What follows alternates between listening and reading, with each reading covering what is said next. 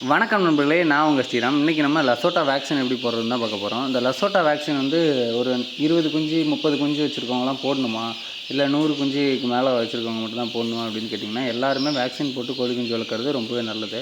நம்ம ஏன் கோழி குஞ்சுகளுக்கு வந்து வேக்சின் ரொம்ப முக்கியம்னு சொல்கிறோன்னா, சின்ன சின்ன டிசீஸ் எல்லாம் வந்து ஒரு வேக்சின் போட்டோம்னா ஃப்யூச்சரில் வந்து கோழி குஞ்சுகளுக்கு வந்து அந்த டிசீஸ்லாம் வராமல் இருக்கும். அதனால் எல்லா வேக்சினுமே ப்ராப்பராக ஃபாலோ பண்ணால் நம்ம வந்து பண்ணையை வந்து சக்ஸஸ்ஃபுல்லாக நடத்த முடியும். நம்ம கோழி குஞ்சுகளை எல்லாத்தையுமே சேல் பண்ணுறதுனால ப்ராப்பராக வேக்சின் பண்ணி தான் கோழி குஞ்சுகள் கொடுக்குறோம்.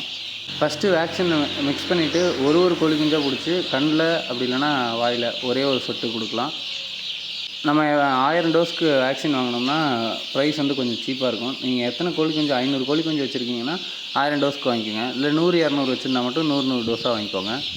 இந்த வேக்சின் வந்து மிக்ஸ் பண்ணி அடுத்த ஒரு 1 ஹவருக்குள்ளே எல்லா கோழி குஞ்சுகளுக்கும் போட்டு முடிச்சிடணும். அப்புறம் அந்த லைவ் வைரஸ் வந்து டெட் ஆகிடும். அப்புறம் போட்டால் யூஸ்லெஸ் தான். வேக்சின் முடிஞ்ச உடனே இதெல்லாம் ப்ராப்பராக டிஸ்போஸ் பண்ணிடுங்க. நன்றி, வணக்கம்.